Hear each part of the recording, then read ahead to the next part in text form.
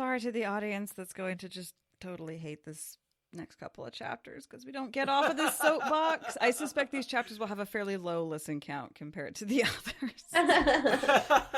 Well, or maybe a low finish count. Yeah. But, I mean, that's what these chapters are about. Mm-hmm. You skip them when you read them, skip them when you listen to the podcast. That's all, Definitely. I'm not sorry to be on my soapbox. I'm just sorry that soap gets in people's eyes.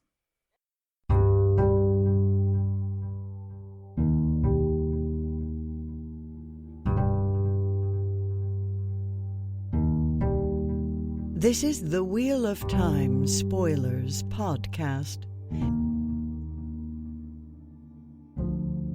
And, I probably picked a slightly inappropriate image for behind me, but I like octopi, so... This is sort of my Wandering Woman, Matt's standard inn background, yeah. That might be my favorite of the inn backgrounds that you've found. Yeah, the other ones are a little more medieval. This is a little more just like, oh, this is cozy. Yeah, it's such an innocuous title. Bread and cheese. And I brought Maureen Carr to join us today. I met Maureen at Dragonmount we said just a little over 2 years ago, 2019, in March. And no, we met the year before that, even, didn't we? Yes, I'm sorry. Well, yeah, of course, so it should have been 2018. Right. We last hung out a year or 2 years ago, but we met the year before that, and yeah, it's just been, we've had great conversation whenever we're at Dragonmount or at Jordan Con, and you are a part of Dragonmount as well. You've written a lot of the articles that are on there and done a lot of the work on Dragonmount. Yeah, so I'm just technically like an administrator there, so I handle a lot of the different things with news releases and things of that nature. But it's just nice being, I don't know, having a little bit of Dragonmount in my corner because I can use that to get information sometimes, which is very nice. And you've been on the podcast before, but not on this book, as I recall. Yes, gosh, I don't even remember what the book was. It was like Dragon Reborn or it something? Must have been, forever. Yeah, because it was right after Jordan Con, right? 2 years ago, so it was. Yeah, I mean, it's half a lifetime ago, it feels like. We'd have to look up what episode you were on. I meant to do that beforehand. I can't even remember what we talked about. But no, I'm very, very happy to be back. So thank you so much for inviting me. Oh, my pleasure. Yeah, can't wait to get glad your to opinion have you on this one. Yes, because we are touching on this chapter 28, Bread and Cheese. And the symbol is the Aiel spear and shield. Not in mine. No, mine's Matt's dice. Mine's Matt's dice also. Interesting. Digital book for I'm guessing that's a mess up somehow. Yeah, because there's very little Aiel in this. I was so confused. I was like, mentioned. Is it just because of that's it? Avienda and her but no, you're right. That's the Matt's dice makes way more sense. I have no idea why because. We'll just pretend that's not what's happening. That's not what happened. And our symbol is Matt's dice. Moving on. That's what editing is for. So yeah, and bread and cheese, which is just it's all about the starvation technique. Yeah, it's Matt's solution to having the kitchens denied him is to buy bread and cheese, which is not a bad strategy, but we do see the characters complaining about getting bored of it as travel rations throughout the series. It's good standard food. It's a charcuterie board without the fruit component. It doesn't sound so bad to me. I know, right? I'm like, bread and cheese is delicious. This is fine. Yeah, it's the best. Yeah, the difference is it's not, you're thinking of a nice crusty loaf of bread and some Tillamook sharp cheddar and maybe a little butter. He's eating hardtack and something that resembles leather more than cheese would be my guess. He's buying it from street stalls, so it could be some artisanal, locally sourced fancy McShmancy. Yeah, and he's got the money to buy the nice stuff, I suppose. Yeah, this definitely. is some locally sourced, artisanal, fresh baked today, Ebu Dari blue kind of, This is not the hardtack that the characters complained about in book 1, but you have to be a certain level of hipster to appreciate the nuance therein. I picked the shells out of my own oyster soup. Thank you very much. Okay. Matt knew he was in trouble from the day he moved into the Tarisin Palace. He could have refused. Just because the flaming dice started or stopped did not mean he had to do anything. Usually when they stopped spinning, it was too late not to do something. The problem was, he wanted to know why. Before very many days, he wished he had taken his curiosity by the throat and throttled it. After Nyneave and Elayne left his room, once he could manage to reach his feet without his head falling off, he spread the word among his men. Nobody seemed to see the disadvantages. He just wanted to prepare them, but nobody listened. Very good, my lord, Nyneave muttered, tugging Mat's boot onto his foot. My lord will finally have decent rooms. Oh, very good. For a moment he seemed to lose his mournful expression. For just a moment, I will brush the red silk coat for my lord. My lord has stained the blue rather badly with wine. Mat waited impatiently, put on the coat, and headed down the hall. I think I'll stop there. Just a quick read-in. I think this was a tough one to read into. There wasn't really a stopping point, but... Yeah, no, it's a long intro setting up how all the different characters are responding to the news. I love the comment about Nyneave. Bad enough the man could drink a barrel of brandy with no effect the next morning. But did he have to grin so? My husband has a way better water to alcohol tolerance ratio than I do. So every time that I overindulge, he's like, well, if you just drank water, you'd be fine like me. And I'm like, you can go jump off a cliff. Yeah, there's a couple of interesting things I think in that read I want to talk about. First of all, the fact that he could have refused, right? Like, which also means at any time he can move out of the Tarisin Palace if he feels the need. Oh, I don't know that it would be as easy to move out as it would be to not go in the first place. I don't know. I think he's stuck. Like, as much as he claims, we like to think that there's free will. As a Teviran, I think he was winding up in that palace one way or the other. And then there's that. There's just too much plot points going forward from this point that are so necessary. There is a bit of, like, push and pull on our characters. Like, how much free will do any of our main characters really have? And the answer is not a lot, if you really want to get into it. Like, the pattern is going to force them to do what it wants them to do. It can either be easier or harder. That's about the level of control that they have. So, ignoring the pattern, certainly he can make his own choices. And, like, if we ignore the pattern, it's going to force him to do that, sure. But, like, I think we've learned that the characters do better when they sort of go with the flow rather than fight it. Mm-hmm. Yeah, Matt's still struggling, I think. Like, he's the least, or the last one to learn that, I think. I guess maybe Rand still struggles. No, he doesn't. He does pretty good. Well, because he's using the prophecies to guide his actions. So it's like he's definitely accepted that he has some predestiny, right? He knows he's going to die. He knows, like, all that kind of stuff is definitely... He's more accepting than Mat. And I feel like Perrin doesn't want to accept the wolves, but he sort of accepts his... that's that whole fight about, I don't want to be a leader. And it's like, just be one, like... So, yeah, he's still not accepting that entirely as well. Yeah. So I guess Mat is the least accepting. Perrin seems to have the most luck circumventing what he thinks the pattern wants him to do, but at the same time, he ends up really doing what the pattern wants him to do. So he's got the illusion of control, but he's not really doing it. Well, that's sort of like going with the flow, right? Like if you're in the rapids, right, don't try and go upstream. You have a lot more control if you're downstream and deciding where in that stream you want to go. Just follow the stream. Yeah, it makes sense. But yeah, it is interesting that Mat's like, I didn't have to do it, but I chose to do it, but I hate it, but I'm choosing it. And it's like, I'm at a place in my life where I empathize with that a lot. Like, I'm making these choices and I hate them. I have a lot of sympathy for Mat's. It's so gross. It's adulting, isn't it? Make choices we don't want to do. And Mat, that's a huge part of Mat's arc, right? Is like, I refuse to adult. Also, I'm going to take responsibility for like a lot of things. Well, it isn't that the whole thing about marriage. Like, I don't want to get married because I don't want to adult. And like, I'm going to run from it in any way, shape, or form possible. It's not that he hates women or doesn't want to get married or doesn't love, fall in love. It's that like, and also with Loyal, you see the same thing of like, that there's this lack of freedom that they think they're going to lose freedom by being in a relationship. When, especially with Loyal, we see that it gives them that freedom to have an ally and a partner. Yeah, I think actually Fael and Perrin, once they solidify a little bit more, have that mentality. I know a lot of people don't like the relationship there, but I think they're able to go where they want to. If Perrin wanted to pick up and leave, I think Fael would follow him wherever. She doesn't stifle his growth. I think she would let him turn into whatever. Ultimate power couple. Yeah, I mean, yeah, I can see that. Yeah, there's a lot of merit in being like greater than the sum of your parts in a successful relationship. Like, you can only do so much on your own. Having partners, whether they are, your military subordinates or your romantic partner or allegiances between nations, like, teamwork makes the dream work. But it does require a certain amount of adulting and taking responsibility for your actions and emotions and behaviors that is a frustrating level of immaturity to give up sometimes. I want the freedom to be stupid. I don't know. Don't you think a partner is going to let you make those stupid choices? Sometimes. Sometimes they talk some sense into you first. Yeah, and the assumptions with these characters are often that, like, your partner, I mean, the women are from Mars, like, that whole, like, thing, like, they think it's going to be a lot more confining than it has to be. And most of them learn that it's actually, there's strength in partnership, but they don't figure that out until they're forced into partnership. Oh, I think that's a good point. Men are from Sidene, women are from Sidar. Is that? Yeah. Basically.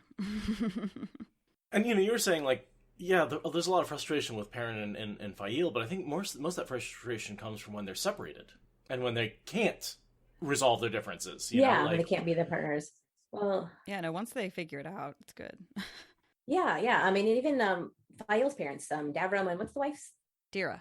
Like, even them, didn't he say one time that he was wounded and, like, she led his troops or something? Like, I wouldn't be surprised. I think that's the Saldean, like, trope of, like, right. The women are the backups to their men. Like, no, I mean, sounds good. Yeah, for sure. I like it. And I think Fael says something like that when she's sending Perrin off to do Wells. Like, they're in the middle of their fight, and she's like, by the way, I'm totally going to pick up your axe if you manage to get yourself killed. Yeah, that's totally Saldean. Absolutely learned from her mother behavior. Yeah. Sorry, I didn't mean to, like, start praising Fael so much. Like, I mean, I don't mind her, but she's definitely not one of my favorites. But I've never really looked at it from this angle before. That's what the podcast is all about. One Ta'veren tends to lead to another. But I do. I think Fael has a lot of redeeming qualities if you're just not in Perrin's head. Mm-hmm. Yeah. And so in this chapter, there's a lot of discussion about the palace, about silk sheets. Whoever heard of silk sheets? And I'm like, I would like some silk sheets. That sounds wonderful. Fun. Yeah, was fun. Has anyone here ever slept on silk sheets? Yeah, I got silk sheets. You do? I hate them. They're awful. All right, what's so bad about them then? They're just hot, and then they're, like, slippery, and they get really staticky very easily. So I hate them. They're awful. It's funny that they're hot. I thought silk breathed really nicely. Mine don't. No, it's the worst. Well, noted. Not investing in silk sheets. No, don't do it. Checking that off my list.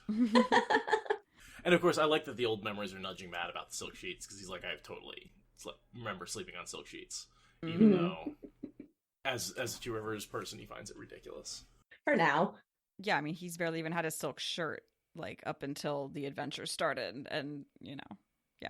Yeah, and there's the whole thing about, like, oh, yes, the maids at the palace are just gonna, like, be sleeping with all of us rough and tumble soldiers, and it's like, keep telling yourself that. That's definitely how that works. Yeah, definitely not Nebudar. Only if they want to. Let's put it that way. Yeah, only if you're up for some light stabbing. Nalisian, I feel so sad about Nalisian's death that, like, every time he pops up, I'm like, Nalisian, there you are. And he's like, we can go play cards with our own kind. Like, conveniently neglecting the fact that Matt is totally not a noble. He's not a bloody noble, all right? Yeah, and Elysian's just like, yes, we can go hang out with our own people. And Matt's like, exactly who are you talking to? Because it's clearly not me. This makes no sense. But I mean, all the nobles think of Matt as a noble. Despite all evidence to the contrary, which is ridiculous. So, and the next thing I have is Vannon wanting to look in on Caridin. Being like, do you want me to look in on Caridin? His street is so full of beggars, it's hard to see anything. Which is, we keep seeing, like, the connection with Old Cully, the beggar, and, like, Matt almost gets kidnapped by beggars, and Caridin is clearly working with that population of Dark Friends, which I don't know that we ever get much resolution as to what is going on there, but we're seeing that it's a hotbed of beggar Dark Friend activity at Caridin's place. Yeah, they're looking for Matt. Yeah. I mean, we saw the scene where Samael walked in and said, and Caridin saw Matt, and Samael said, "Don't look for him." And Caridin said, "Yeah, no, I'm going to go look for him anyway," because he's got the compulsion left over from the Dark Friend Social. Right? Because our speculation was that in the Dark Friend Social, right, beginning of book 2, that's Bors, and he gets that thing imprinted on his head. Yeah, and that was from Ishamael, yeah? Yeah, absolutely. And my assumption is then, and that comes roaring back when he sees Matt. And I think that triggers a compulsion to try and find him and track him down, even though he gets totally directly contradictory orders from Samael. Yeah, because Samael didn't use compulsion. Like, it was just verbal. Like, that's not nearly as strong as it needs to be. And we've seen the beggars trying to kidnap Matt already, and Elayne and Nyneave. So there's been kidnap attempts on both of them by groups of beggars. Okay, so this is just Carradine continuing to try to work those things, and they keep failing, so he keeps trying again. Yeah, so it's like Carradine trying to find Matt and Nyneave while Matt and Nyneave are spying on him. It's kind of how it's like, it's a big circle of them going around and trying to play each other. That's silly. One thing that jumped out to me, and I'm trying to find exactly where that was, when it's talking about a specific beggar that goes into Carradine's place. And I was just, here. I'm on page 586. Once Vannon and the women left, Matt sent Tom and Julian off to see if they could uncover anything uncover concerning Carradine and a bent white-haired old man with an interest in dark friends. So the white-haired old man. I was thinking, is this when Noel is first? Absolutely, okay, so I couldn't remember, but I was like, oh my god, isn't that Noel? In context, we saw him follow Matt from the Silver Circuit and talk to him, and he's been watching Matt closely, and he's thinking about how he was watching Jacob Carradine's place because he was following just the Dark Friend chain. So he was... My speculation is that he was sent to Abu Dar to spy on Jacob Carradine by Grendel. Right, well, he was actually following Millie Skane and then talked to Matt. Oh, okay, but that's, I think, kind of when he maybe starts to change trajectory a little bit. Yeah, it's funny because he's, like, basically homeless and could be a beggar, but he's not. He's actually Noel, who's just super undercover. Mm-hmm. Well, and the trick is that, like, Vannon can't track him and who it is. And you're like, yeah, what? Wait, hold on. What? Like, Vannon, the guy who can detect warders and avoid warders, can't track... Like this old beggar. This old beggar? Like, what's going on? Something's on. Yeah. And in hindsight, we of course know Noel has been hanging out, and it will show up here in a minute to save Matt from a golem. Mm-hmm. Yep, he's very close to fully jumping onto Team Matt. We get our third mention of Kara, who's a daughter of Mistress Anon and one of the innkeepers. Or not a daughter. Yeah, she's not a daughter, just looked out for like a daughter. Like a daughter, yeah. She's staff, a.k.a. family. And Aradia's convinced that Matt slept with her. I'm convinced he didn't. Okay. So is this the one that the little serving girl that gets gestured in the kitchen? Okay. And she's like all jealous when Elayne comes in because she's like, some gilded woman showed up, And I think she wants to sleep with him but can't because he's got like, and is getting jealous because all these other women are coming through. Whereas Aradia's like, oh, he squeezed that melon. it was a little rotten, I'm pretty sure that's what Enid said. That's not how I phrased it. Oh, okay, yeah. She did squeeze that melon. No, you're totally right. I don't know. I was thinking that because he's so clueless. Oh my god, Matt is so clueless. He's got no idea what's going on with anything. Like the fact that they think Nyneave and Elayne are there for nefarious reasons, and he's so oblivious. So I don't think he did sleep with her.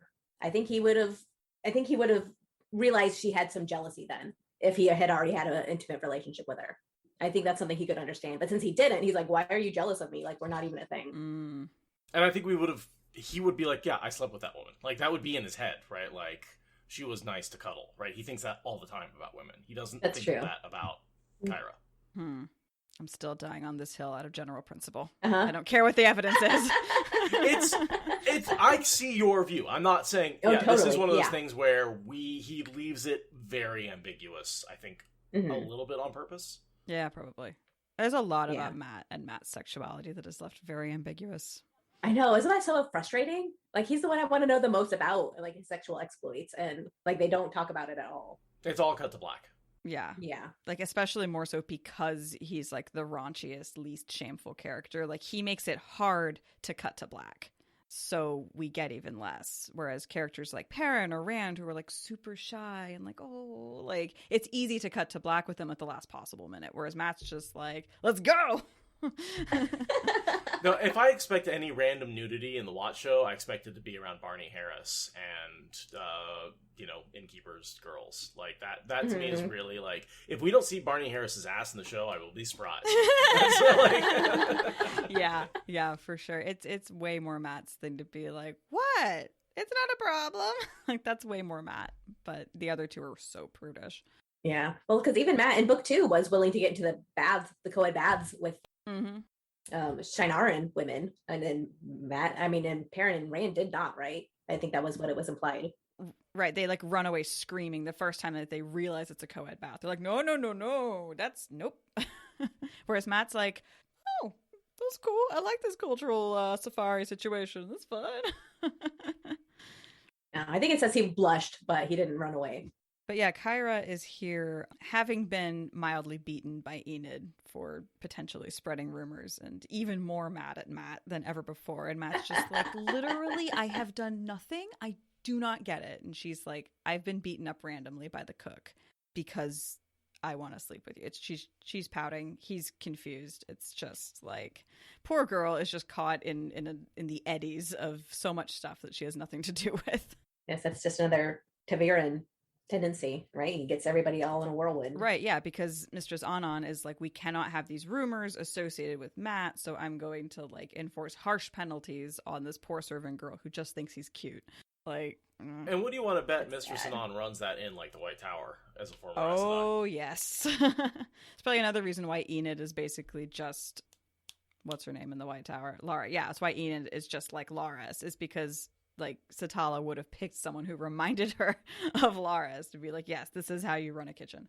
40 years ago when she was still, Laras would have been a young woman, a skinny lass making trouble back then. That's true.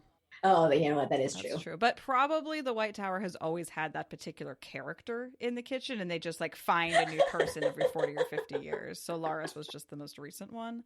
Yeah, I'm sure one of the serving women working for her now, getting smacked with the spoon, will eventually become the mistresses of the kitchen and rise up to that title. You know, exactly. And will have become, you know, and that's why I also think there's sort of, I bet there's something that passes down between the mistresses of the kitchens that connect them with the kin, which help them, because we know Loras helps the Min escape, and it seems like it's something she's done before, which makes me go back to maybe she has some connection to the kin.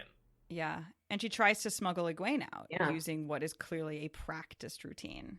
Yeah, oh, good point. Yeah, because somebody's keeping track of the kin. I don't remember who. Gosh, I'm sorry. It's been a while since I've read these. But who is it that even talks about them knowing it? Was it Suan? Adelius and Van Dien are the ones that give us our info dump. But presumably Swan knew a bit about them because she was Amyrlin for like 20 years. I mean, there seems to be a common knowledge about the kin among all Aes Sedai that happens after you're raised, right? Right. But that common knowledge in a lot of cases is very, very wrong. Most notably about the numbers, right? Even here, we see Satal Anon reference about 50 kin. Yeah. Which is a huge gross underestimate, and she's much closer than any of the other Aes Sedai, so... Right, she thinks they take in Wilders, and they don't, and yeah, the kin have done a good job of hiding in plain sight, as far as the Aes Sedai, like, yeah, we're here, definitely, here's the front-facing version of us being here, don't look past that. Well, I guess like the Sea Folk, right, they sent those 3 sisters to the library, you know, not very much potential, like, oh, the Sea Folk don't know how to channel. Yeah, they just have a few weak channelers, like, don't worry about it, like, and meanwhile, they're, like, running their society. Yeah, wow, Aes Sedai are not as smart as we want them to be. Well, and talk about those three or so sea folk. They think of themselves as sacrifices, and they swear the oaths, and they have to not let anyone know that that's what they're doing, that they are hiding the power of their world, even without lying. So, you know, I can see where they'd be very isolated, very by themselves. They wouldn't want to talk to anybody. Yeah, Brownage is great for that. I just concern myself with 1,000-year-old records. That's all I know how to talk about. That's all you ever come to me to talk about. It's good subterfuge, but hell of a life sacrifice. No, super, super sad. I always wonder why they don't take those Aes Sedai and they're like, see, if I was one of them, I'd be like, well, I'm going to be blue, and then I'm going to go sail. Like, right? And do shit on the ocean, you know? Like, it seems like you should get back to the ocean somehow, but maybe it's just let's sacrifice it. Yeah, sacrifice them. Like just that token. Yeah, sea folk, so they need to be there. They need to be visible, or else they're going to forget and be like, oh, why don't we have any sea folk here? Right, and you don't want Aes Sedai on sea folk ships, which means even sea folk Aes Sedai cannot be allowed on sea folk ships, because then all the other Aes Sedai are going to want their turn as well, and that won't go well. Yeah, that's a good point. So back to the chapter. Enid makes cryptic comments to Matt, And Matt's like, yeah, I know what you're talking about. Let me out of the kitchen, please. Not a word. Pure truth was, women all had a violent streak, not just some of them. So, and don't hit me because I said that, please. Duh. Yeah, no, yeah. That's very accurate in this series, and mostly in real life. People have a violent streak for the most part. It's a thing. I would disagree with that. I would think people have to learn how to be violent. I don't think so. No? You think even children are instinctively violent sometimes? As a very violent child, yes. Yeah, I think so. Growing up with siblings. Yeah, exactly. It was like kill or be killed. Yeah, I wasn't very mean to my sibling, but I was a big fan of throwing things when I was a small child. And my parents were like, here, have a stick and go hit things that are inanimate so that way you don't hit other people. And I broke many a stick on fences and trees just because I didn't have much emotional regulation. But yeah, I think violence is the logical output of non-regulated emotions. I did a lot of breaking sticks on trees when I was a kid. I'd go out into the forest and pick up sticks when I was frustrated and just break them on trees. See? And you're saying we're not violent? That's violent. It's just correctly channeled into not causing harm. I guess what I would counter with is we grow up, and aside from a small population of people, are extremely empathetic. And so the violence may be there, but it's countered by, I feel like, an inherent empathy, and we feel what other people are feeling. That's why people cringe when they watch videos of people like skating off of ledges or shit like that, right? Like anger can lead to violence, and that can be natural, but I think that empathy fights that in our heads for most people. And that's why generally in a group of people, you can walk into a crowd in the mall and assume you're not going to get beaten up, right? Like violence isn't just naturally happening all over the place. Oh, I think it is. Yeah, well. I mean, I also feel like violence is a reaction to more than just anger. Like anxiety and fear can also make me feel very violent. I mean, like people in chat are saying like toddlers are really violent. Toddlers have to, they figure out hitting without being taught. They have to be taught to not hit. But they also don't understand that there's someone else over there, right? Yeah. Toddlers still haven't gotten to that point of understanding, there exists a world outside their own head. Yeah. Okay, they start out violent and then learn to become less violent. So we're all holding back our violent tendencies rather than not having them.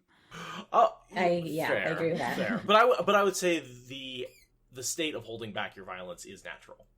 Sure.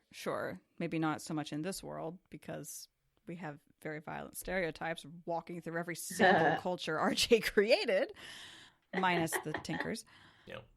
Well, and I've speculated too that Ebudars are allowed to be more violent because they have the kin, and there's a certain cultural acceptance that you can a stab that anywhere else would be long-term fatal because of infection or just bad luck.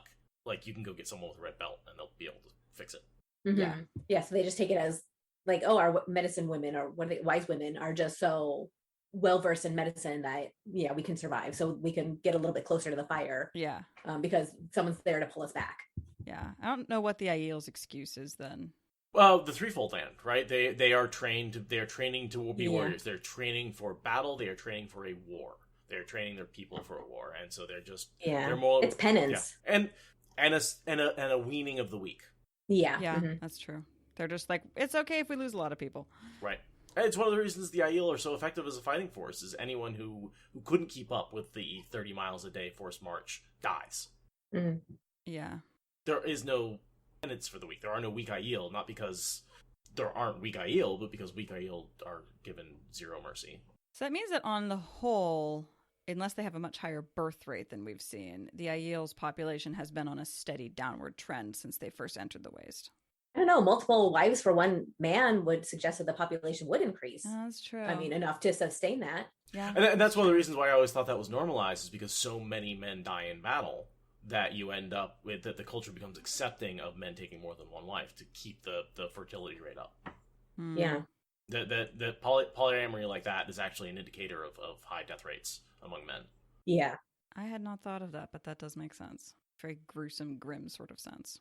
But yeah, certainly Matt's experience over the last book and a half has been that women are very violent, and he will not be disabused of that for the rest of the series. Oh, I think they have a reason to be violent with him, unfortunately. Nyneave is also, like, very violent, right? That is, whether she's a man, woman, person, child, or thing, Nyneave is a violent person. Yeah.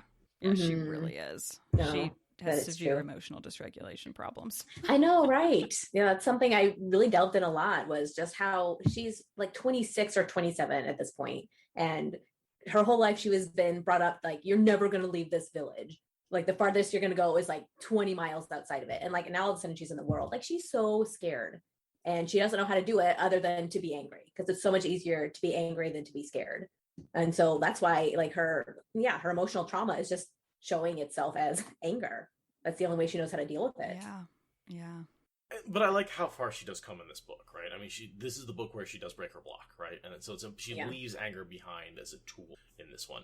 And just like I feel like Matt leaves behind treating women like objects in this book, right? There's a couple of things that happen, especially in this chapter. But his relationship with Brigida, which happens here. Mm-hmm. Yeah, oh, that's true. It does. And his relationship with Tylin both change significantly the way he views women, which are necessary to happen to him before he ends up in a relationship with Tuon. Because he needs to see her not as an object to be won, but as a person to be... Ironic, given that she epitomizes treating people like objects. Right? That's a good point, too. I think that's deliberate. Mm-hmm. Yeah. Yeah, maybe like in the Fourth Age, it'll be like, look, if I could get over this crap, you can too, my love. Yeah, I definitely think his influence on us Shan-Chan will be very noticeable as the years progress with him and Tuon together. Yeah, because I mean, it's not. I don't think it's this book when. Oh no, it's not, because they're traveling in the menagerie. You know, where Sitalanon is the one that has these arguments with Tuon. Like she's able to have these like, well, have you considered this? And then Tuon is really open when somebody presents it in an intelligent way. Mm-hmm. Not that Matt's gonna do that. I don't think Matt could argue intelligently about this stuff, but I think he'll be able to show by example some of the things that Tuon needs to learn. One of my favorite parts about that series is watching Tuon's growth through, again, ignorant Matt's eyes. So again, if you're trusting Matt, Tuon looks like a static figure who's not changing and who's just this empress. But then if you go back and reread it, I think she is learning a lot from Stalanon. She's learning a lot being around these Aes Sedai. She's seeing them as people. There's a whole shift that she's going through that needs to lead. And I don't think Sanderson did her justice in the last battle, right? I think I think she needed to address the Damane situation. Yeah. And he didn't. Yeah, she regressed in his hands. For sure. So she regressed a little bit. So that is where I'm saying I think she was coming to a head and she never really got her payoff. I would say, top 3 characters that Sanderson didn't nail. Tuon is in there. Yeah, I can see that. Yeah, I mean, and just the fact that Jordan had plans of another spinoff series of them in Shan-Chan, I mean, shows that there's so much untapped potential there that he wanted to explore with her and Matt, and even just the Shan-Chan people. I gotta say, I love that Matt is loosely based on Jordan's brother. I always think of that. I'm really thinking of that now, especially since he died recently, and just like the respect Jordan had for him to be like, yeah, I want to write a whole nother series about this character based around my brother. Like that's where I want to go next. Like that. Okay, back into the book. Back into the book, yes. So Matt enters the palace. Yep, and observes his suite of rooms. That's kind of what I have next. It's like him serving where he's going to be more or less imprisoned for the next couple of months. First because Tylin, and then because like his entire leg and hip gets shattered under a building and he has to convalesce. This is his first sight of the suite of rooms that's all going to be going down in. And I was looking at the dates, and the last we see him, this book came out in 96. And at the end of this, he's under the rubble, right? Yeah. And then the next book comes out in 98, and we don't have any of Matt.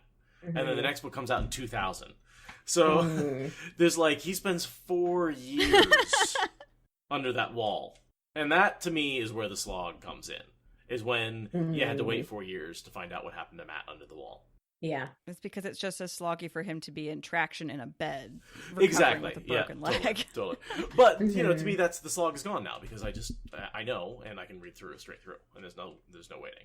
Okay, so his room includes a sulking room and an immense bedchamber with a king-size bed and bedposts carved with entwined flowers of all things.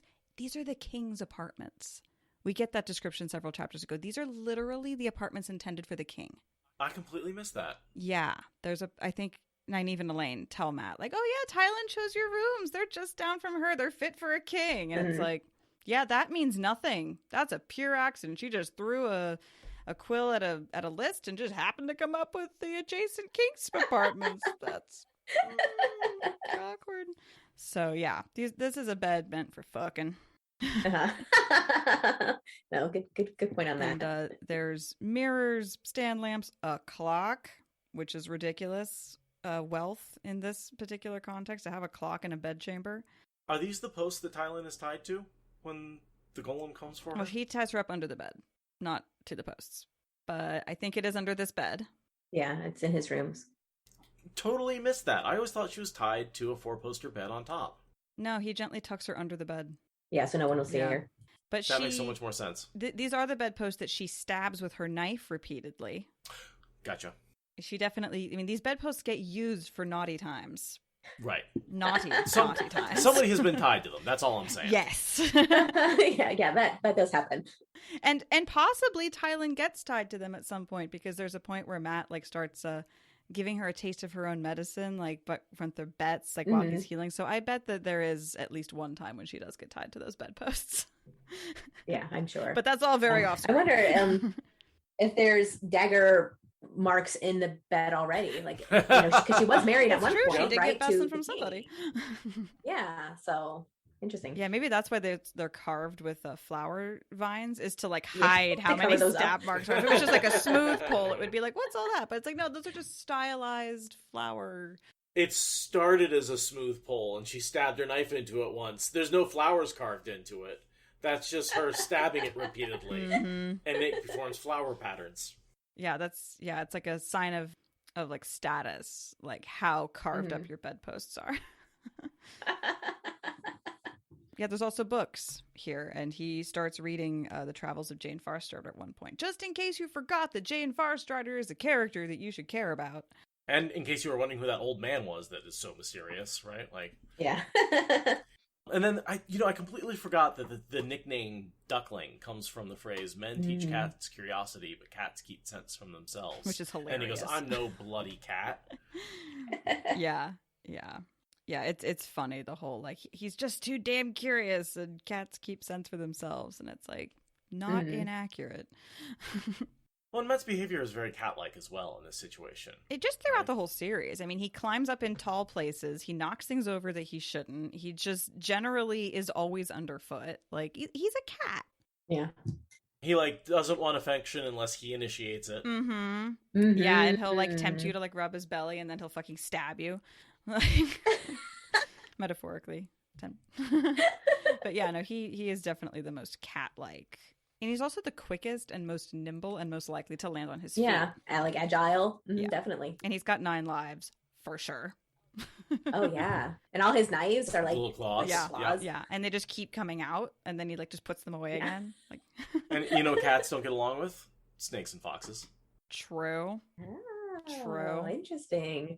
But they do play with ravens. Wow, that analogy just worked out too well. A little bit, yeah. Yeah, so Matt is offended at being called not just a duckling, but a little duckling. Succulent, too. He has a problem with being called small by his people who are interested in him. I remember that with Melindra being oh, I'm not short. He had no desire to look at her chest and then proceeds to describe it in detail. Yeah, I'm Matt, are you really not interested? The what you think, what you say, what you do conundrum is real obvious here. Really obvious here. Though I do think the fact that he's thinking about not wanting to look at it is he's in that crux of I don't want to be involved with this woman. She is hot, and I do not want to be involved. And that's, a bit of a conundrum for his subconscious, conscious mind to wrestle with. She starts humming him a little Barry White. Let's get it on. And he's like, hey, I've used that line. That's like... Yeah.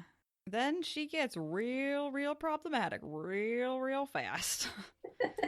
I see again, like he could have picked her up and set her on her feet quite easily. He thinks that to himself. At no point could he not just stand up and be like, no. He tries to put a table between them, and she chases him around it. He says, I have a girlfriend at home, and she's like, I don't give a fuck. What happens in Vegas stays in Vegas, which is just like, whoa, no. He's saying especially no, when you're the queen. And now he's bringing in a third person to justify the no, and you're just like, I don't care. Like, no, that's so inappropriate. It's physical comedy, but it's like, your lack of caring about other people is showing, Tylin. Oh, yeah, no, definitely. But I will say, he claimed a betrothal to a girl back home who held his heart in his hand. She really laughed at that. Not because she's laughing, she's like, oh, you're betrothed and that's so cute and I'm gonna fuck you anyway. It's because she's seen him whoring around.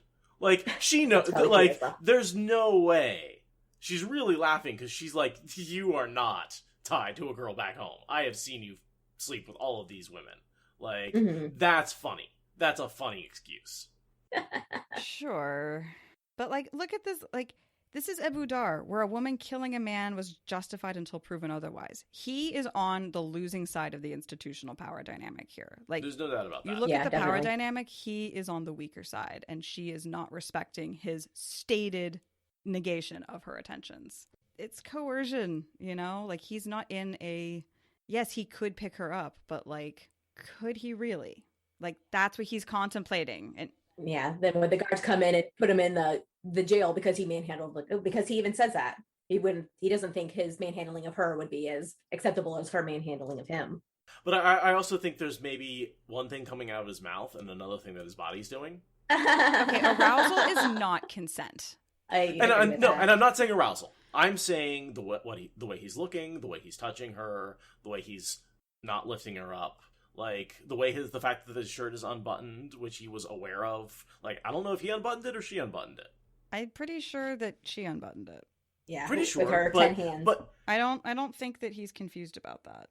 He just says his shirt's unbuttoned. He was unaware of his pants being unbuttoned, but he was aware of his shirt. Anyway, the point is, I don't trust Matt in this scene, because he does not want to be with a noblewoman in his head. Whatever, that category, like, whatever, she is classified as someone I shouldn't be with. Whatever he actually thinks, he's stereotyping her and saying, she's a noblewoman, I don't want to be with her, therefore I can't do this. Meanwhile, I think that he does actually want to be with her. And that's where the conflict is coming in, and that's where she might be reading signals that he's giving off that are very different than what he's saying. Yeah. Because again, we say Matt is the one who says and does two very different things all the time. Gosh, he's such an unreliable narrator. Like, you can't trust anything he's saying. I know that this has just been such a big controversy within this book series, and it's made a lot of fans very, very upset. And I totally think that's valid. And I can see how somebody would look at this scene and be very, very upset at Jordan, very upset that this has been included in the book. It's difficult for me just because it's fiction, you know, and there's so much that gets a pass in fiction that you don't in real life. And obviously, if a person was doing this in real life, I'd be like, holy fuck, that's messed up. But he's a fictional character in a fictional story. And Jordan's storytelling here is so obviously done for humor. Even rereading this, you know, to prep for this, I was like, oh my God, this is hilarious. I just find this just to be so funny that Matt's, you know, the womanizer, and he's chasing all these women, and then he finally gets chased. Like, the juxtaposition of that makes this funny. Not that he's coerced, or not that he's saying no. You know, that's not the funny part, but it's just that, oh my gosh, like, you hypocrite, like, you've done this to all these different girls and now you're getting it. And then he's like, oh my God, all of a sudden this is so bad. Yeah. And I think that's the intention in which it was written. And I think a very close reading of it really sort of pulls out the non-consensual part of it. Yeah. That's not on the surface. Yeah, because it's definitely, he does not want to have sex with her. And she's going to make him, which is just a terrible thought to have. In a fictional story, with Jordan presenting it in a funny light, with Matt being ridiculously over the top, with all these exclamation points and his, you know, being so extra, I'm seeing it as funny. I mean, enthusiastic consent is not happening. No, at all. absolutely not. No. And I mean, if it was Elayne in this position, oh, that would not be cool. You know, if this was Elayne and Carradine, like, this would just be as horrific as Moghedien being assaulted by Shaidar Haran. You know, it's just Totally. It's so weird to me that it can be funny. Mm-hmm. Like, I get it, but also, like, it's weird to me that it can be funny. And I know it's normal in fiction to, like, have these things, and there's a lot of physical comedy that is, you know, I shouldn't laugh at that I do. But it's just, I guess what's hard for me is that so many people don't even want to read the scene closely enough to realize what Jordan's actually saying about consent and about these relationships and about unreliable narrators and about role reversals and patriarchy. And it's the fact that most people want to just write it off and move on without even thinking about it is, I think, the part that really bothers me. Like, having problematic stuff in the books, fine. It's a thing to talk about. People not wanting to talk about it, frustrating as hell.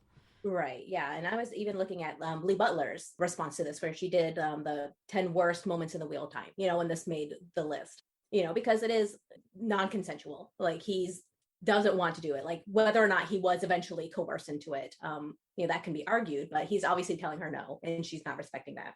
And, you know, and so I really enjoyed that Lee Butler went back and was like, I used to find this funny and now I don't. And I totally respect that, because yeah, you're growing, you're seeing, oh, this is problematic. And addressing it. And I can totally see that point. Like, it is problematic, but I still think it's funny. Like, does that just make me a messed up person? Like, I'm just able to look at the humor of it. In this scene, Mat is never once scared. If it was written from Elayne and Carradine, Elayne would be shaking. Elayne would be terrified. Elayne would be reaching for Saidar. You know, she would show those signs of fear. There's not an ounce of fear in Mat. He's not scared. He's perturbed that he's not the one doing the chasing. Yeah, no, that's fair. He is confused more than frightened. And that's, like, I think that confusion leads to the non-enthusiastic non-consent, right? Sorry, the term. She's not... The lack of enthusiastic consent is what I'm trying to say. However, what you're saying, Maureen, is, I think, pretty accurate, that he's not scared, and if he really didn't want this, he could assert himself more. That because he's confused about whether he wants this or not, he's sort of stuck in this non-action moment where Tylin is making the decisions for him because he hasn't enthusiastically made a decision one way or the other. Yeah, he's kind of like bamboozled. Like, it's just happening too fast. He's like, what's going on? Like, all wide-eyed and innocent. Yeah. And so that I think is where culture has really changed, where that used to be like, hey, if you're not saying no, you're just a little confused, I can keep going. Yeah. Right. You know, and we've really changed from that being an acceptable thing to no, we need verbal, enthusiastic consent. And in the 90s, that was not a cultural norm. And now it is. No means and yes. That I think is where the transition and the two readings of this chapter really come from. Is that, and I can definitely see both sides of this, right? Like, yes, very much and so. and I do think, as it was written, it was not intended to be offensive. And in that way. And it was written in a certain way in the cultural norms of the 90s. And if he was rewriting it today, I think he would change some of the circumstances a little bit so that it was more obvious and more humorous and less problematic in today's culture. Yeah. Or make it worse and clearly a matter of assault. Like, right. And make he's him waffling really as say, much as Mat is. Yeah. Exactly. Right. Just be mad, like, no, I absolutely don't want this. I don't find her attractive. Like, have him give consent, have him lock the door and have her break in, you know, like, have some soldiers hold him down. I don't know. Like, do something. Like, but the way it is, it feels like Jordan didn't commit one way or the other because Matt's not committing one way or the other to an answer.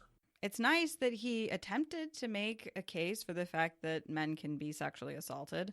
It just isn't as clear cut as some of us might wish. Absolutely. Yeah.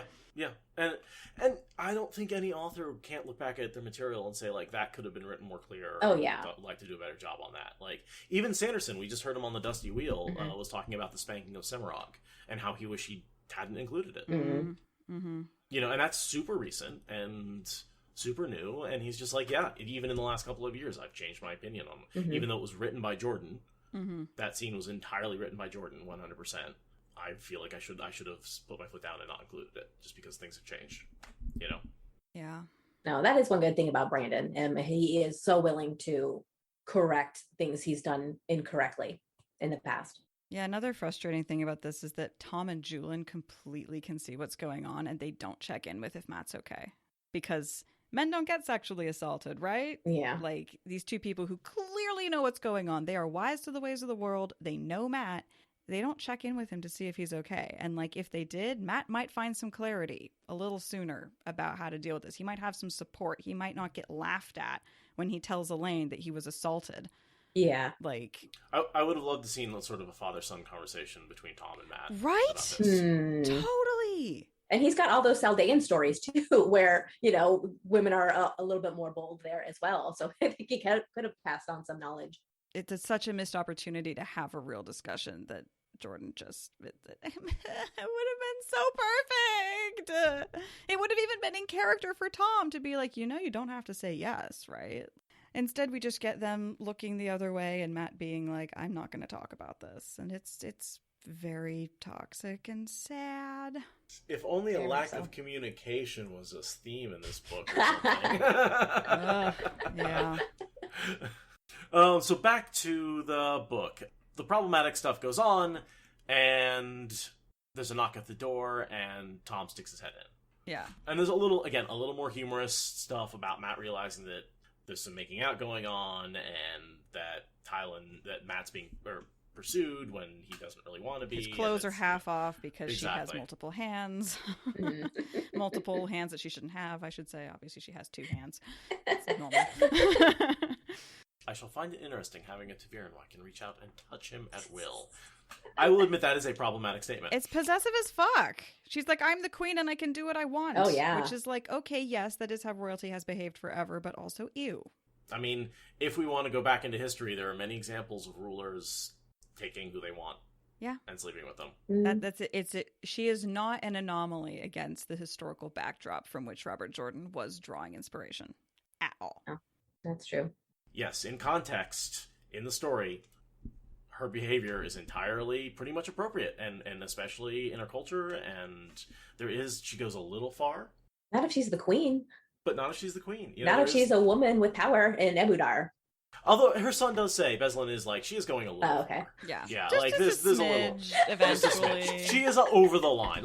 Not enough to call her out on it, but she's violating some social norms. Yeah. But it's, you know, the position that she's putting him in is seen as a privileged one. To be the pretty of the ruler, like, smile.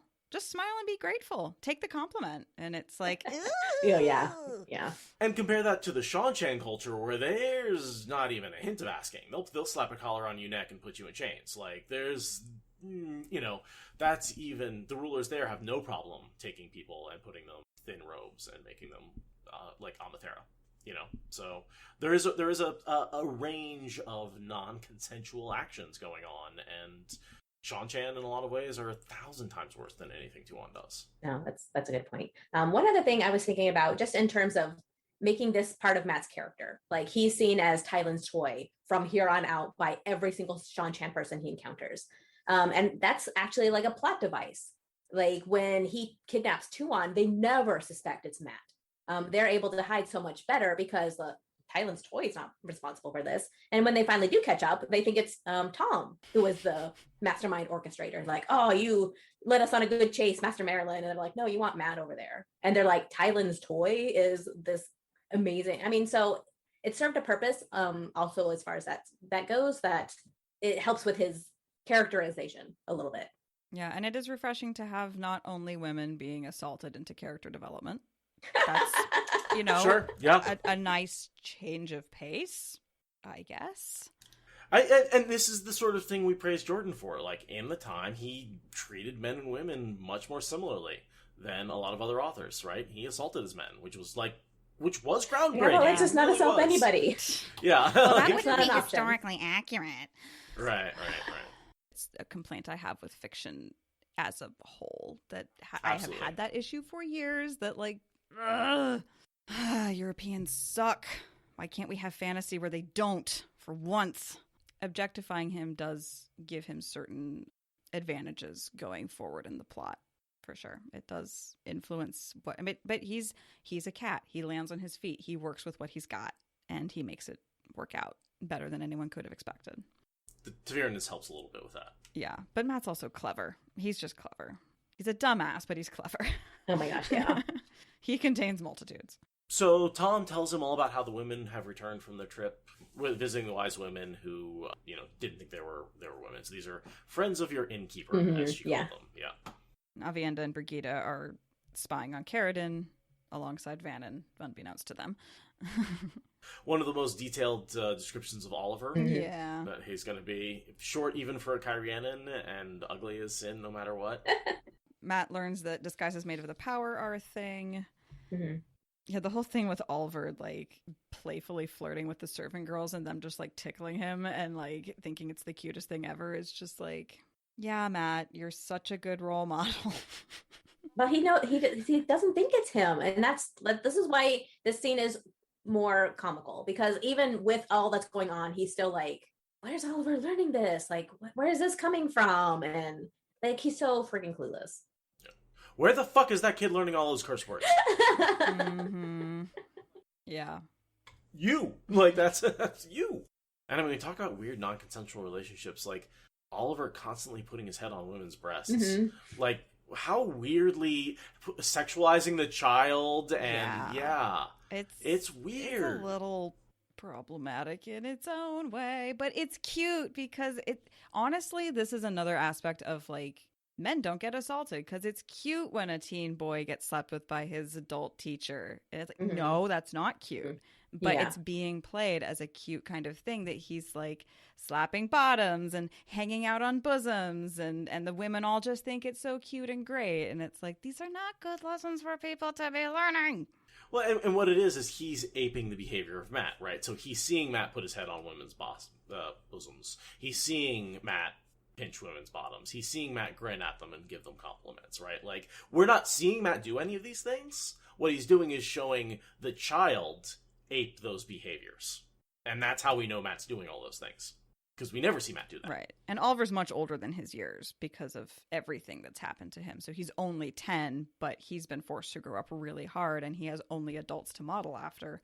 So he's behaving much more like a teenager rather than not even a tween. No, that's true. But he's also, as I said, short for his age. So maybe he looks like he's 6. So the girls might not even, or the serving women might not even know he's 10. They might think he's, oh, this cute little baby. He's only 6. Come on, climb on my lap, and that's not where his mind's going. But the girls might not necessarily know that it's inappropriate. Yeah, there's that thing that happens later where Roselle, like, asks Oliver's age.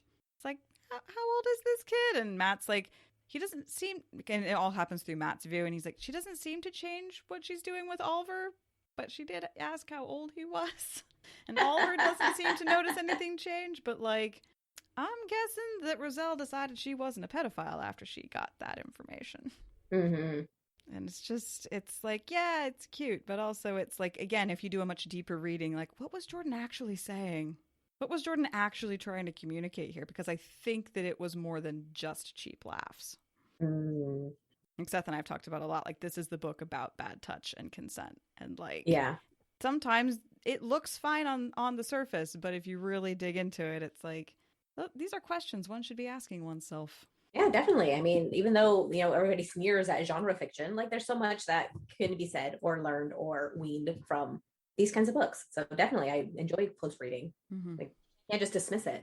We've been hitting Crown of Swords, and the more I go into Crown of Swords, the more I keep hitting the question of consent over and over and over and over again. And I'm not trying to. I just keep running head first into it, And I'm like, why do we keep talking about consent in these books? I'm like, oh, because it keeps getting violated. Yeah. Mm-hmm. Like, and not in these books in general, but, like, Crown of Swords in particular, like, has so many problematic scenes in it, more so than any of the other books in the series, in my opinion. I mean, even down to Morden and Rand's non-consensual body swap connection. Mm. And to me, that's the central plot point of this book, is the body swap. Not the body swap, but the balefires. The balefires, yeah. And just how much that involves non-consensual touch, right? Like, and how I'm bringing that back around to Matt and this whole theme of this book. Yeah, no, it's fascinating to me. Mm-hmm. Sorry to the audience that's going to just totally hate this next couple of chapters because we don't get off of this soapbox. I suspect these chapters will have a fairly low listen count compared to the others. Well, or maybe a low finish count. Yeah. But, I mean, that's what these chapters are about. Mm-hmm. You skip them when you read them, skip them when you listen to the podcast. That's all, Definitely. I'm not sorry to be on my soapbox. I'm just sorry that soap gets in people's eyes. But I also like the diversity of opinions we're coming at this with. Like, I feel like awesome. we're not all nodding at what the other person is saying here. Mm-hmm. We're all like, yeah, but Mm-hmm. and so there is that, like, there's a lot of nuance in these chapters and a lot of different perspectives to approach them from. Yeah. I think the worst thing is saying somebody else's opinion is not valid. Like, no, that's not what Jordan meant. Like, no, you're not allowed to read it that way. And it's like, you're reading it. You're allowed to take whatever emotions, whatever experiences you want. And if this is problematic and triggering, like, that's so valid. And we headcanon so many things in these books where we're like, Jordan got that wrong. Mm-hmm. Like, you and I have done that so many times. So many times. And so, like, I'm perfectly willing to do that here as well. And my headcanon has always been, Matt is such an unreliable narrator, he was actually really into it. And, like, that's how I justify it in my own head, right? And, like, whether or not, like, that's how you want to read it, right? That's how I have always lived with it and made it acceptable in my head. Well, I think it's definitely canonically definite that he's a kinky motherfucker. So he's a kinky person. So, he could have a non-con kink that he's just discovering through his relationship with Tylin, and that's problematic, but he's into it at the end. Yeah, and this is the first time he's ever had someone pursue him. Like, this just, it was so unusual. He didn't understand why he was having such a strong reaction, right? Like, and that reaction was, this is hot, And, like, that's headcanon for me, right? I'm not saying that's what's written in the book. I'm not saying that's how other people have to read it. I'm saying that's my headcanon. Yeah, totally. And I think that that's a totally valid way to headcanon around it, and it might even be actual canon. Mm-hmm. Talking about the fact that there's consent violations doesn't necessarily take away from him maybe discovering that he has a sub-side and he's actually a switch. Like, that's totally a valid way to come out of that. Just imagine the dagger at her side is just like a dildo instead, right? Like, just whips that thing out and like, all right, let's go. Yeah, with Robert Jordan fading to black so often, we get a lot of room to interpret what's up. And we've all had our own experiences in the bedroom. So, take that as you will. But we're all adults here. here. We've all been on the internet. Can we move on? Yes, please. The girls come back and lie through their teeth. Yeah, like, we didn't go, it's not a lie. They're telling Aes Sedai truths. They're doing a very, very good job of not outright lying. Mm-hmm. Yeah, I won't bore you with talk about needlework. Oh, yeah, that's so great. Yeah, so totally. Great. Oh, we went for a walk. Mm-hmm. Yeah, but just like the wide eyes, the not arguing. He's like, what? Are you not telling me? Well, and don't forget, they got assaulted, and they got their heads, like, knocked in on the way back. Oh, yeah. And they totally leave that out.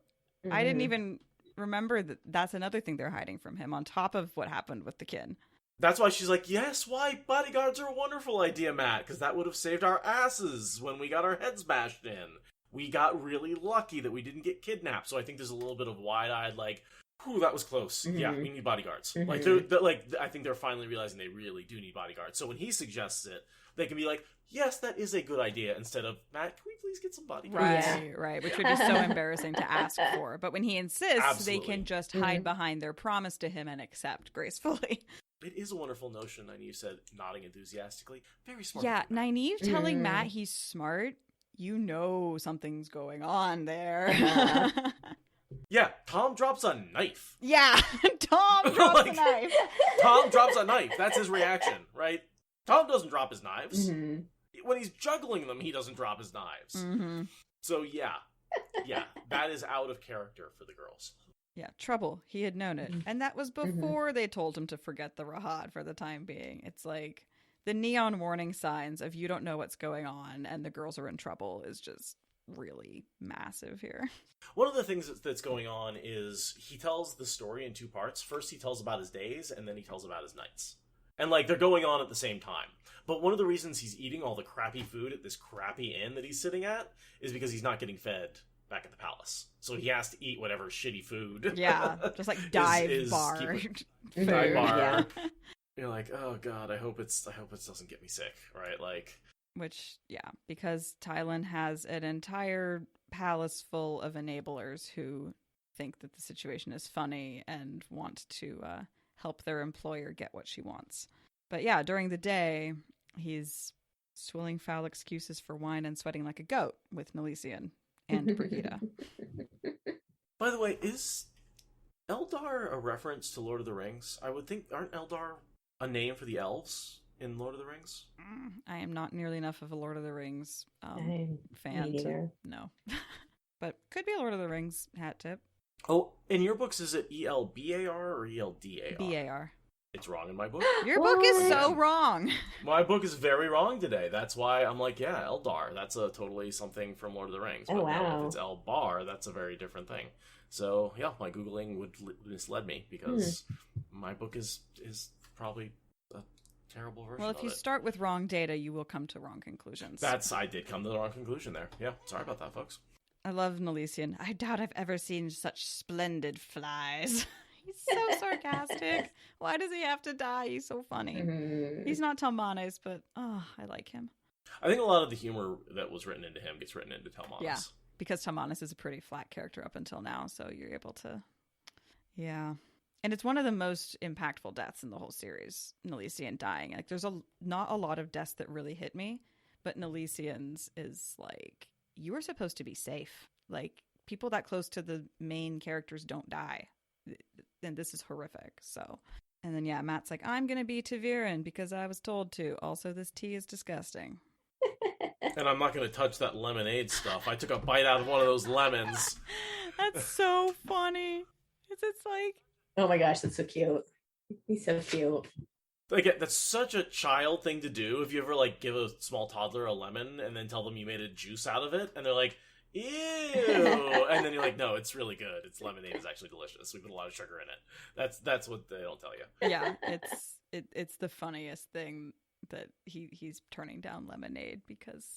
He took a bite out of a lemon, probably peeled it like an orange and went, ow. Right, yeah. And Yeah, that sounds like and something that you do. image, and that image in my head is also just wonderful of Matt taking a huge bite out of And a it- lemon, thinking it would be sweet, and just puckering up and just be like, oh my god, for the first time, Yeah. discovering what lemon tastes like. Yeah, and then it's extra hilarious because you know that whoever he was eating lemons with the first time totally knew the correct Yeah. application for Oh, lemons, yeah. and they just let him go for it. Totally. Or maybe even encouraged. Yeah, Mhm. yeah, totally. It's just like an orange with a little tartar. It's fine. Yeah. Nyneave messed with him just a little. Yeah, totally. Or Tom. I could totally see Tom doing that. Being Yeah, like, I yeah, could see country Tom. boy, you're so worldly, try a lemon. Tom's wondering about why they're asking so many questions about the innkeeper, which means, of course, Tom is the closest to the truth of any of them. And also pointing out to us that we should also be asking questions about the innkeeper. And who Right. is she really? Yeah. Wonder how soon Tom figures it out. He's just so smart at unraveling all these ties. I wish we had more POVs from Tom. Mhm. Yeah. Do we get any POVs from Tom? Gotta be a I mean, couple. Sanderson's hands at the last battle. Also, Dina. I feel like around those chapters, Oh, we see yeah. discover her Oh corpse. yeah, we do see him with Dina. Yeah, but yeah, that's like two Just once, and it's scenes. really short. Yeah. Yeah, his head would be a really interesting information-packed place to get to go. No, I'm sure that's why we never went there. Too much revealed. Right. Mhm. Too much exposition. And then we have more of Matt being an inconsistent narrator being, I don't know how Taviran works. I've never seen any sign of it in myself. It's like, yes, you have, you dumbass. No, that's his luck. That's not Taviran. That's Yeah, his because luck. those things The are... luck is Taviran. Mhm, yeah, It's the same totally thing. different. Yeah. So different. Totally different things. No, way different things. No. He's mislabeling it. Yeah, he's Mm, in so denial funny. about, like, basically everything. Farm boy, what possibly could have gotten you sitting in this palace with a chest full of gold that you can't carry your own small army and the attention of a queen? Yeah. Farm boy. Yeah. You know, it's like, you're not Taviran. No. No sign of it. signs. Yeah, it's, None. this is where you can't trust anything he says. Mhm. Except apparently his feelings about Brigida. Those are apparently quite straightforward. She's cool. What? She's cool. She's cool. That's all you gotta say. Mhm. She's pretty good. That's true. Mhm. He gets a note when he gets back to it. So this is where we sort of switch from what's going on in the day back to his interactions at night. So we sort of got the daytime view of his dealings with Nyneave and Elayne, and now he's coming back to the palace, finding notes from Tylin. Super predatory. Calling him a rabbit. Well, and that came from his thing where he says, "I'm no bloody cat," and she goes, "Oh, but you are a duckling." And she's already calling him my, right? Very possessive. She's like, "I've decided." Well, she just wants to eat him. I mean, that's Yeah. I expect that. I expect to have you for dinner. I mean, that's very much going to be read in either have you over for dinner or yeah. And she means it all the ways.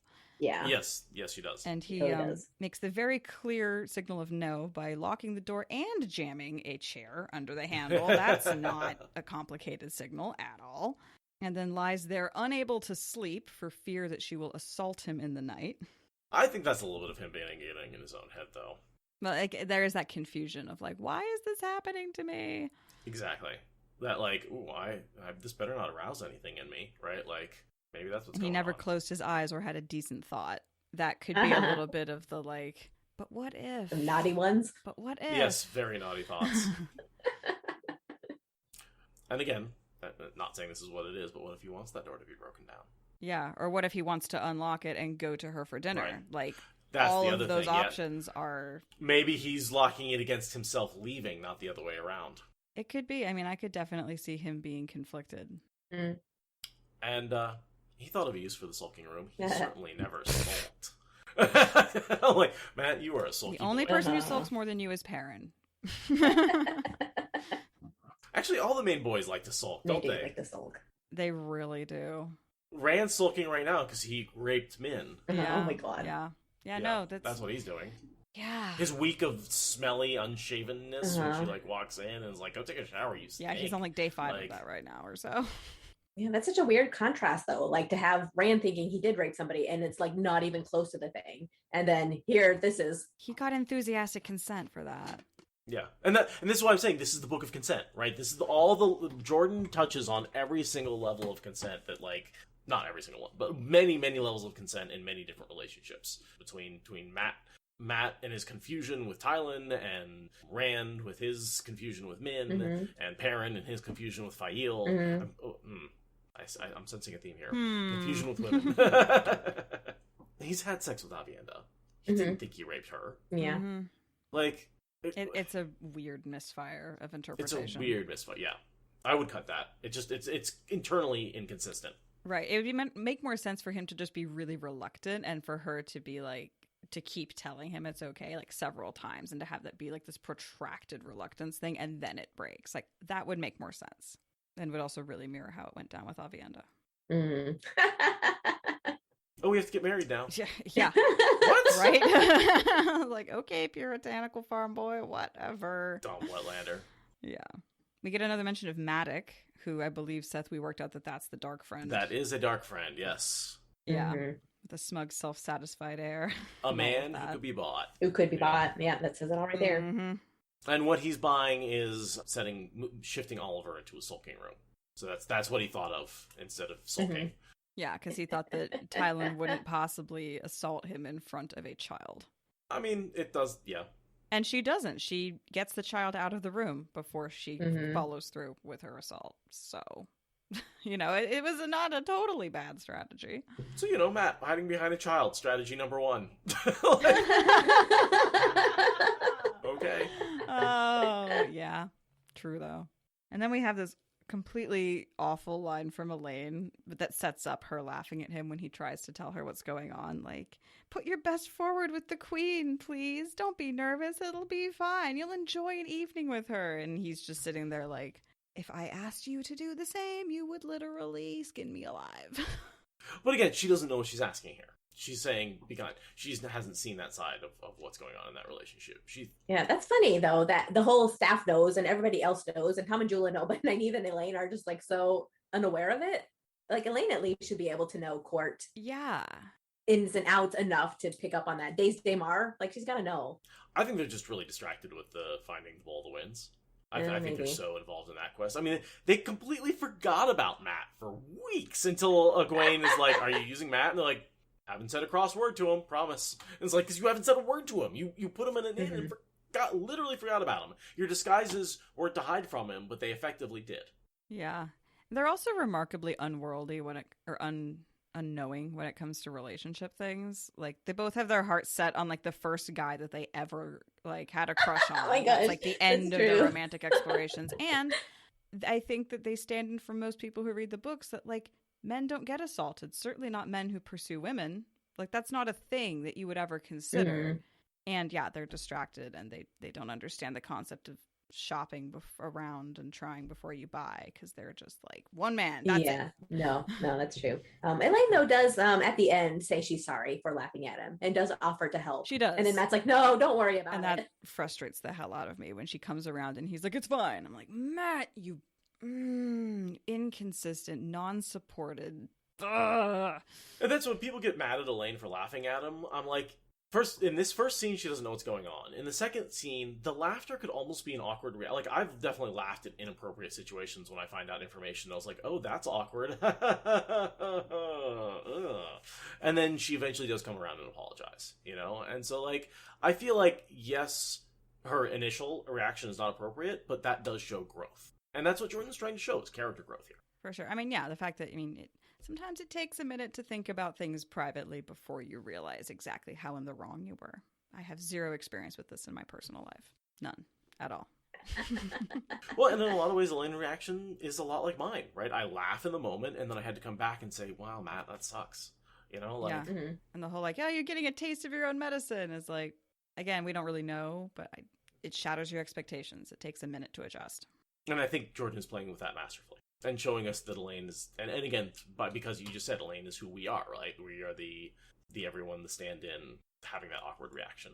I'm curious in this next section who Avienda and Brigida are trying to spot that they think they might recognize out front of Carisin's palace. That's Noel again. They are looking for Noel? No, aren't they looking for any of the women, the channelers? Oh, okay. Oh, they're seeing if any of the Dark Friend Eyes Sedai are coming to call on him. The 13 Black Oddjaw. Wasn't that makes more sense? That would. I was reading this yesterday, just being like, I have zero idea who they think might be coming to call on him. I'm just as confused as Matt. And Black Sisters, Black Oddjaw Sisters. That right, because they've already said Carisin's a Dark Friend, so they know that part of the puzzle. So okay, they would expect other Dark Friends. Yeah, that was a genuine question I had where I had no hypothesis. So now I do. Okay, here's what I was talking about. Vannon did say 2 women had definitely been watching Carisin's palace too, and then he discovers that's the Avienda and Brigida in the Mask of Mirrors. And also an old man, he thought, though the fellow had proved surprisingly spry. Vannon had not managed to get a good look at him despite spotting him 3 times. And so that is Noel. And the fact, again, that Vannon spotted him 3 times but can't get a good look at him tells you just how agile and good Noel actually is. Yeah, no, if he can outdo Vannon, like, whoa, this guy must be like a hero or an epic traveler that writes books and stuff.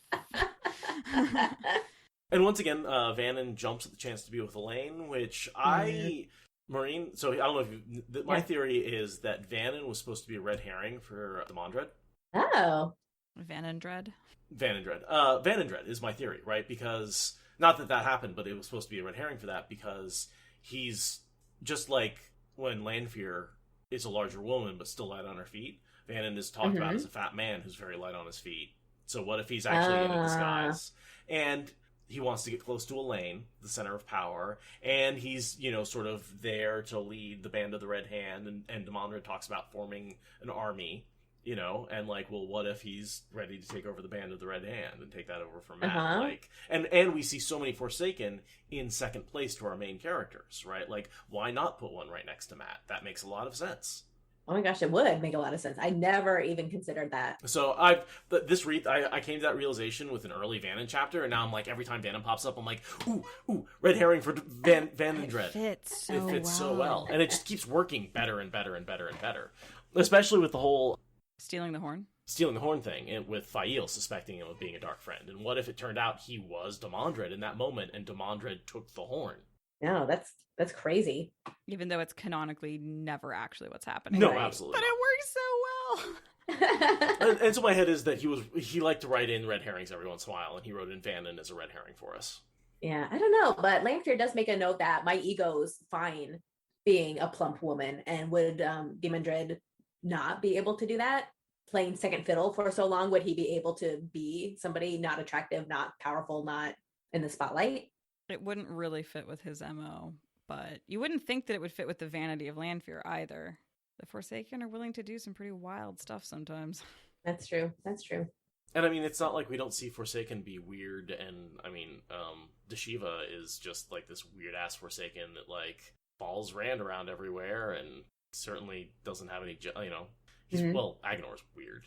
I mean, Agonor's that weird nerdy scientist who just he's a weird. He's a weirdo. And then it went super crazy being so close to the closed boar. And he was probably pretty out there before that. I think he always had a few screws.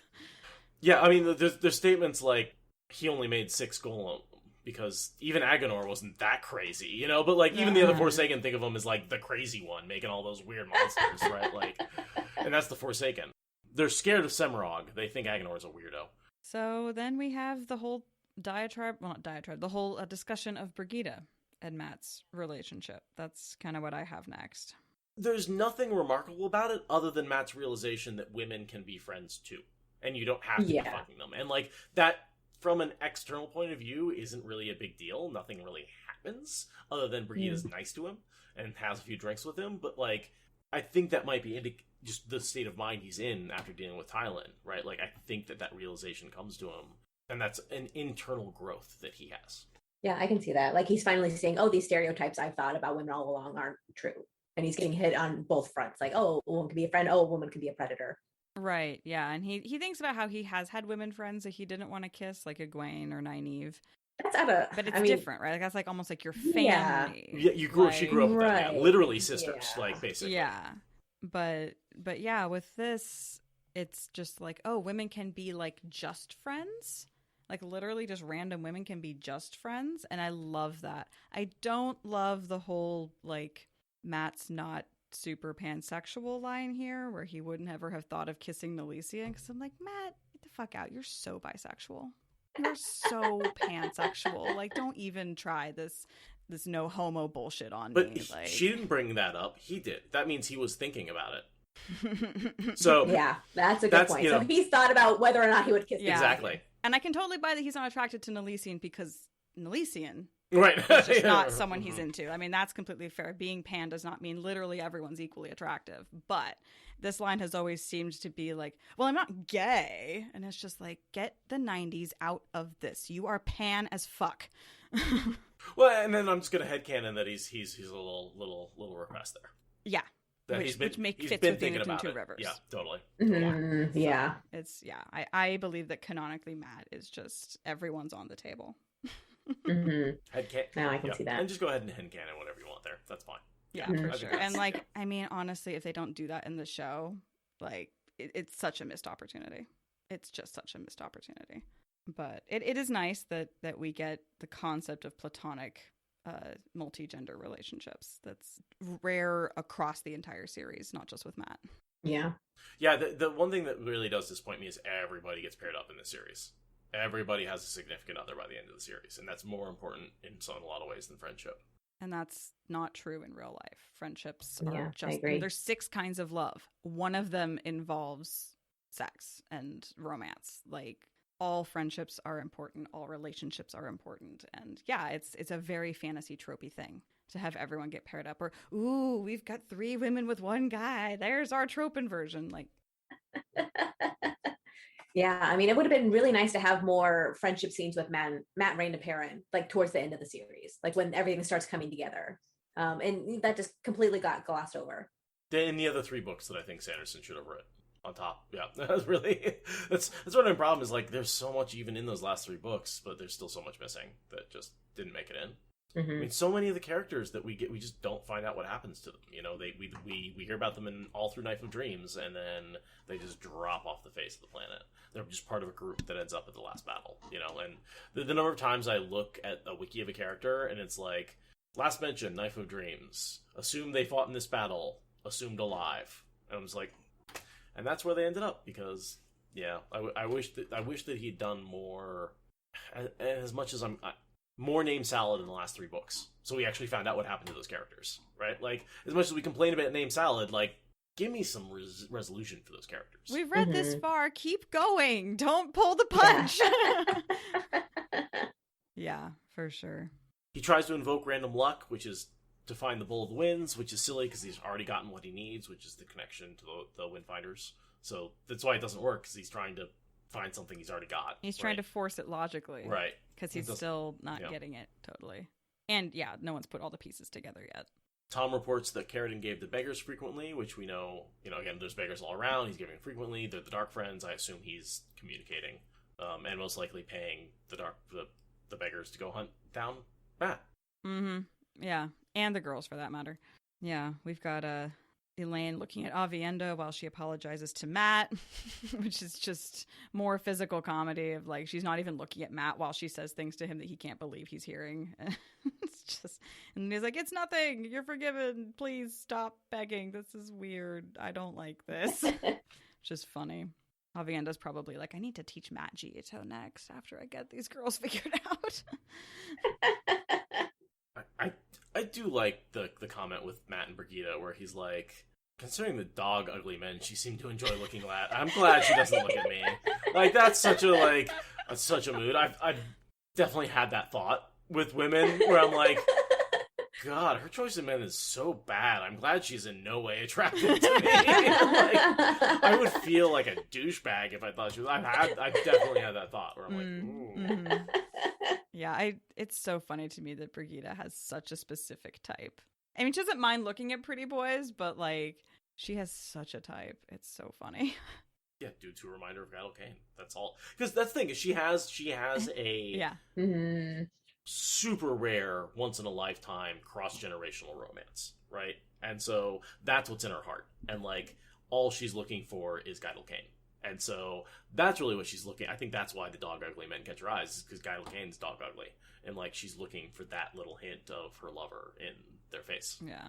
There's a great line in one of the later books where she likes ugly beer almost as much as she likes ugly men. She's like yeasty, gnarly. Like, she would fit in great in the Pacific Northwest with all of our obsession with IPAs, like, which I just love about her.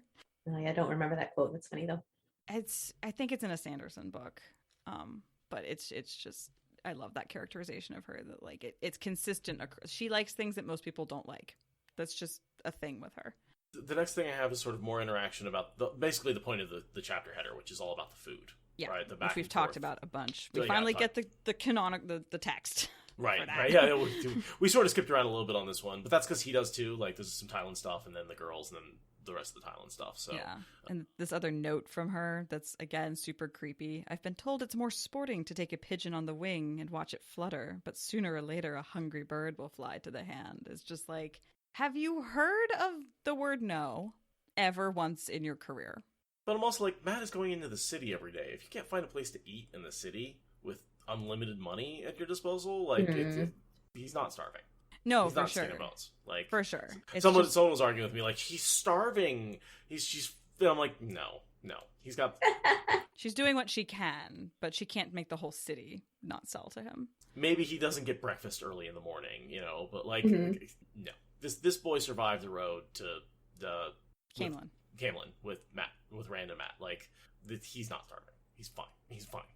Like, yeah, but she's like, but she's saying like, I can see you're trying to get away from me, and I don't care. And it's like, Matt might be confused about what he feels. Tylin is not confused about the messages she's receiving. She just doesn't give a fuck. But this is a sport to her. It is sporting to take a pigeon on the wing. This is absolutely, this is a game. It's a game. And that's how she's approaching it. Yeah. And I mean, in fairness, a lot of how Matt's reputation precedes him is that he sees romance and physical contact as a game. Like, that is definitely her impression of him, and that's in many ways the impression we get throughout the series. She's playing a player. Yeah, it's just because it's problematic doesn't mean that it's not confusing. Yeah. But I mean, really, like, they are players. They both play the game, and he is not used to being on the other side. And that is what that letter is saying. It's basically, here's a game, we're playing it, I'm chasing you. And he's like, I do the chasing, what's going on here? And that's, again, yes, it's not consensual, but in a lot of ways, he has been playing the game for a long time. And she's just changing the rules on him a little bit. And he's upset about the rule change more than not attracted to her. Yeah. Yeah, no, I do agree that if he was not confused about this, he could be sending clearer signals, like sending her a note saying, "Get the fuck away from me," or moving out of the palace, or asking for help from his friends. Like, his confusion probably is a lot of why he's not taking a harder stance. It's just that no means no. It's not that complicated. But yeah. But it's changed. It has. Like, yeah. And definitely for the better. Like, I love that we are so upset about this. Like, that's so much progress. When you were a teenager in the 90s, there were certain things that consent was different. And we had a social movement to say consensual assent is the only way you can get assent. And that wasn't the case when I was young. That just wasn't. Yeah. And like lots of people were traumatized by that. Yeah, absolutely. Absolutely. And people still aren't 100% on consent. People are just too sensitive. No, we're not too sensitive. We're just telling you that this is traumatizing.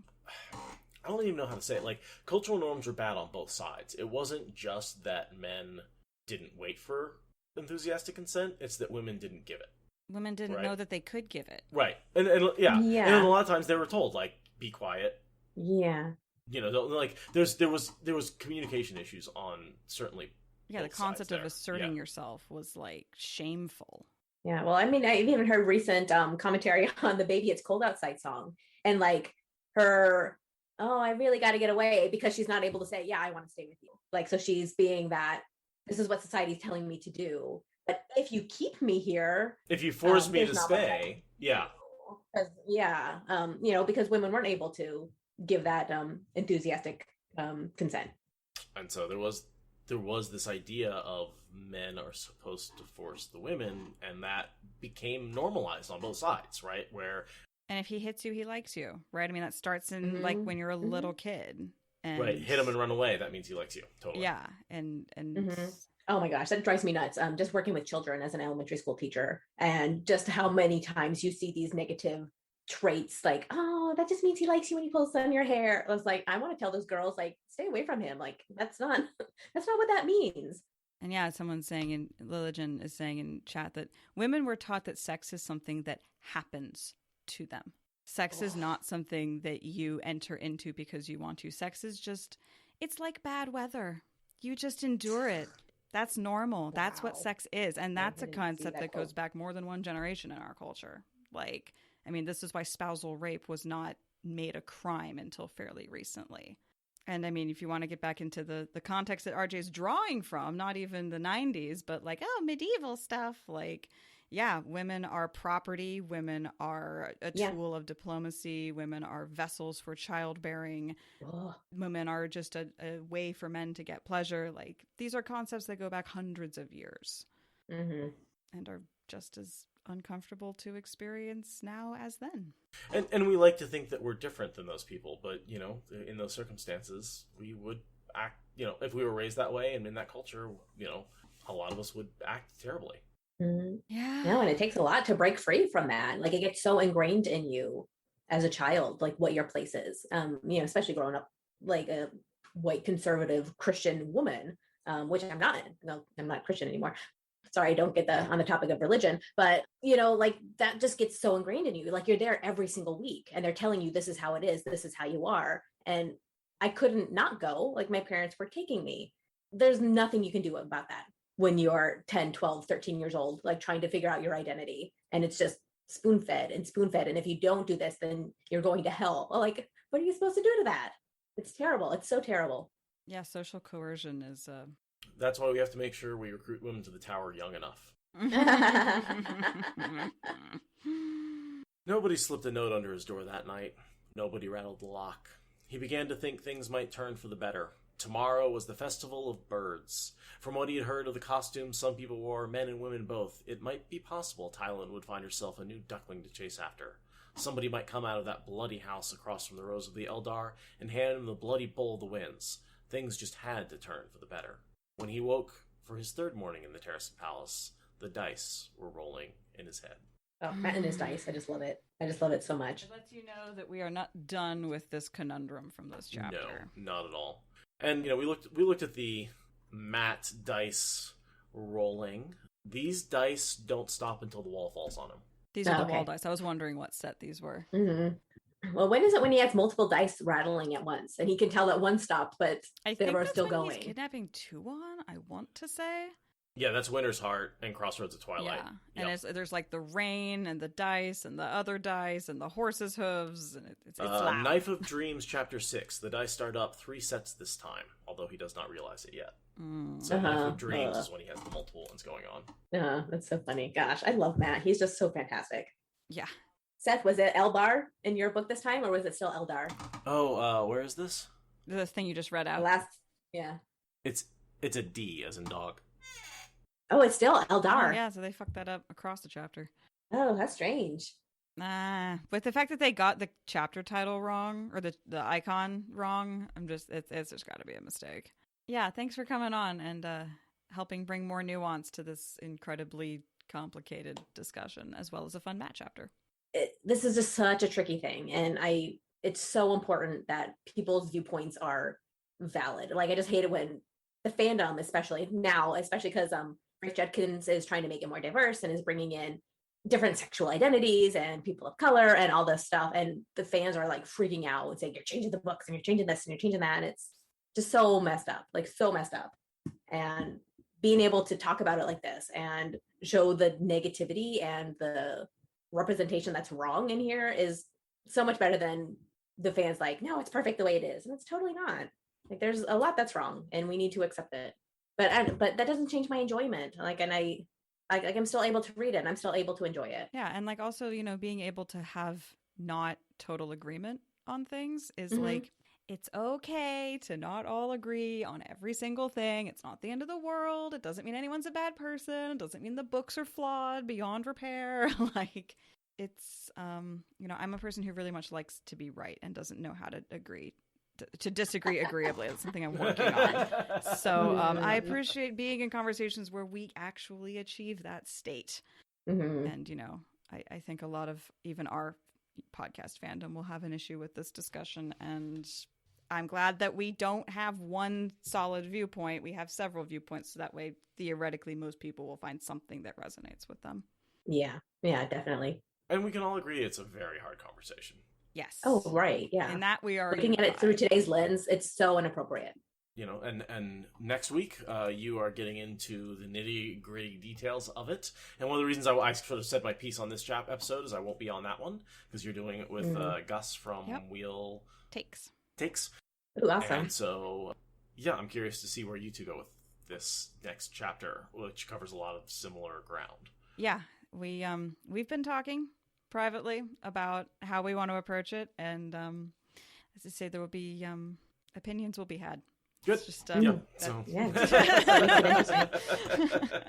yeah, I'm looking forward to that though. Gus is a really smart, interesting person, and I enjoy talking with him about a lot of stuff. So I think that we will get through that chapter with relative aplomb. And I just want to reach out to the people who are listening to this. Like, feel free to criticize and write to us. Please be nice about it. Like, otherwise we've thought about these. We've thought about this a lot. We have probably considered all of the perspectives. We've tried to present them in as a fair, balanced. Oh God, I can't use that term anymore. And in a even multiple perspective way and a polite way. So hopefully you perceived it that way, and you're happy with how we. Yeah, we're trying to get all the perspectives in, both our own and everyone else's, and. Yeah, if we fucked up and you genuinely think that we fucked up, then you'll tell us in nice ways. And if you're just trolling us, we'll throw your email in the garbage and try very hard not to think about it. I'm good at that. I'm not. I'm like, one piece of criticism, I'm just going to like exit the podcast forever. So I've had a little more practice, I will say. I had a couple of years where it would really hit me hard, but now I'm definitely past that. I'm trying to learn how to take criticism, but this is an opportunity for me to just put myself out there. So, send all criticisms to Maureen No, don't attack our guests. I've got no That's problem rude. with that. No. It's Totally fine. spoilers@gmail.com. And again, thank you so much for coming on and agreeing to talk about these difficult topics with us. No, thank you so much for having me. It was a blast.